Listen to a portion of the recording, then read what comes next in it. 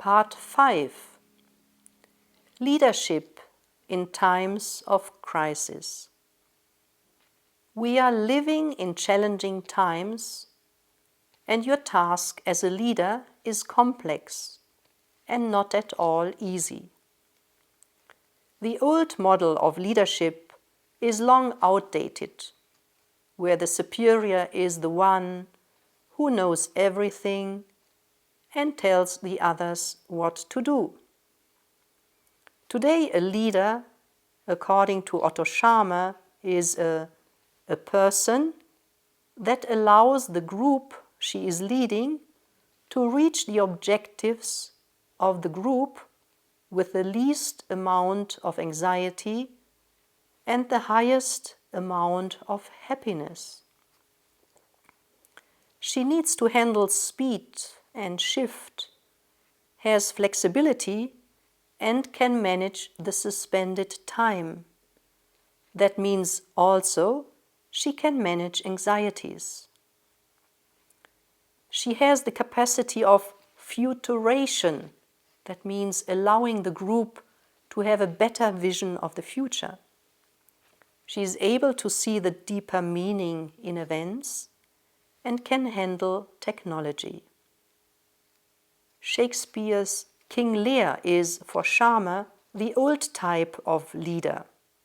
King Lear was a very experienced, authoritarian leader, but he doesn't grasp that the times have changed, and therefore the story ends in a tragedy. Otto-Scharmer speaks of the quality of awareness a leader and all the members of a system, a group, have, which determines the result of an intervention. This awareness has something to do with a detached, non-possessive attention, openness of mind and heart, and the willingness to do the necessary. Previously, we spoke about it as mindfulness. In Ignatian terms, we call it holy indifference. Now I'm coming to some specific challenges for us as SSpS. In the following part, I present them, those challenges, which we have as SSpS missionary congregation, and which we as leaders need to keep in mind. For this task, it is good to have the original purpose of our congregation in mind, like background music, the question we asked at the very beginning. COVID-19 is not our biggest challenge. The biggest challenge is ecology and restoring balance to our planet. How can we intensify our commitment to working to save our common home? COVID-19 brings to the fore tensions which already exist, especially the divide between rich and poor. How can we live in solidarity? This is not a matter of health, it is a matter of global justice. We are a very intercultural missionary congregation. How will COVID-19 change our travel and connecting with each other? I'm also thinking of our mission mandates. There seems to be a trend to get stuck in the local reality. How can we be local and global? What is our mission in the post-COVID-19 time? In the US, we observe the Black Lives Matter movement. What is our own situation with regard to equality? How much ethnocentricity and discrimination do we still have in our own ranks? Creating a culture of encounter. Pope Francis often speaks of a culture of encounter. He challenges us to put all our energies in building up this kind of culture. The continued global health crisis has painfully highlighted the urgent need to promote a culture of encounter for the whole human family and for all men and women to be passionate about meeting others, seeking points of contact, building bridges, planning a project that includes everyone. This is a quotation of Pope Francis.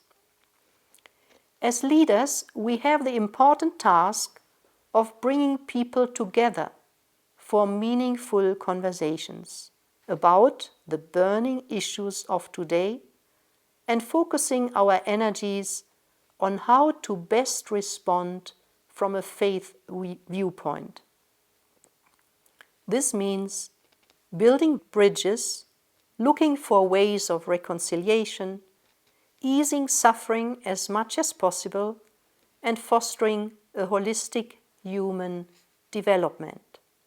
In Fratelli Tutti 215, Pope Francis uses the image of a polyhedron that represents a society where differences coexist, complementing, enriching, and reciprocally illuminating one another, even amid disagreements and reservations.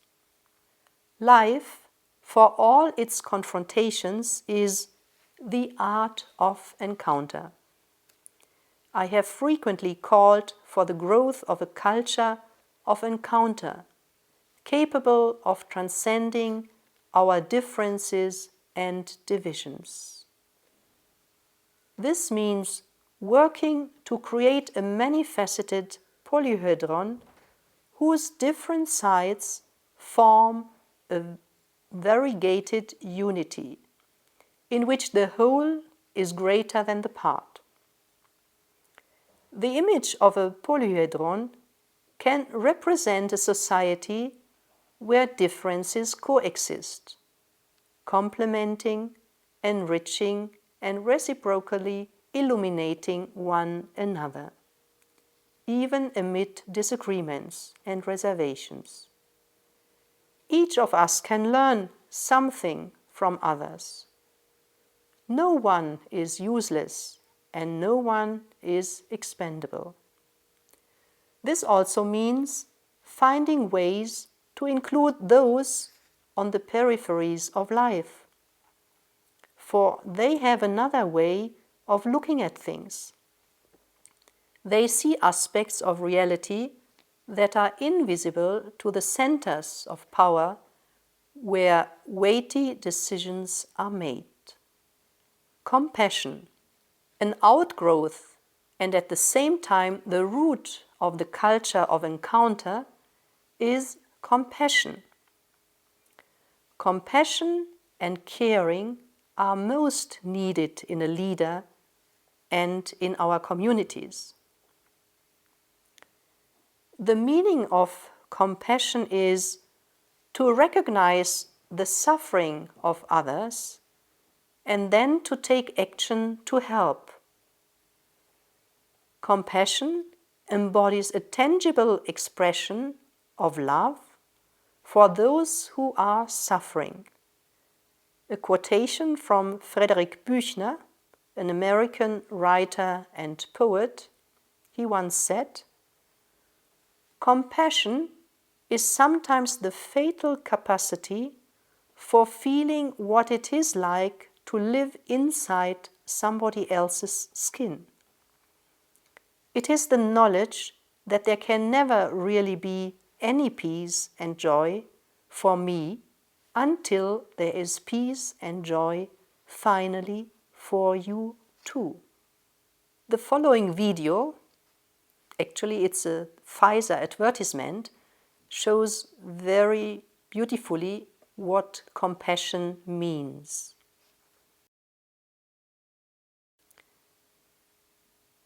And here are some more videos on compassion.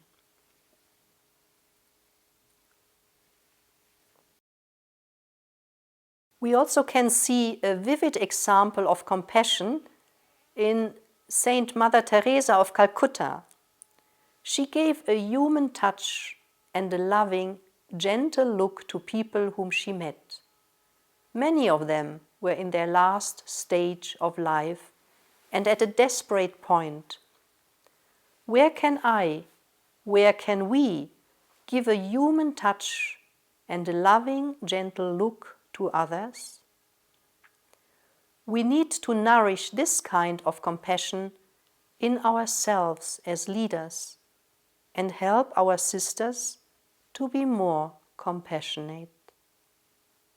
Maybe the preparation of our 15th general chapter, which has the theme of immersed in the life of the Trinity, transforming the world with compassion, could be an opportunity to address this important topic in our communities. Let's hear the cry of our world with compassion. Compassion does not drain us. It makes us more resilient. It mobilizes our immune system. It enlivens us. It enhances our neural integration. Compassion is good for others, it is good for us, and it is good for all of creation. It helps us to build up a more caring environment. So, let's transform our world with loving compassion. Leadership of service. This all leads us to a leadership of service. Leadership is not a rank to be obtained, a career or power and control. It is an opportunity to serve others, especially in difficult times. Listen to them, search and discern together with them. For this it needs compassion, flexibility, service, and a vision for the future. It is inspiring and igniting connection and action. Leadership is the capacity of a community to co-sense and co-create its emerging future. This shifts our framing of leadership development from the single-person-centric concept to a concept of leadership that is more about igniting fields of inspired connection and action. End of quotation. Otto-Scharmer. It also needs faith and trust in God. Let's not forget that we are not alone on this journey, but that our God is with us and we can rely on her promise. For I know the plans I have for you, plans to prosper you and not to harm you, plans to give you hope and a future. Jeremiah 29, verse 11. And here are again some more materials on leadership.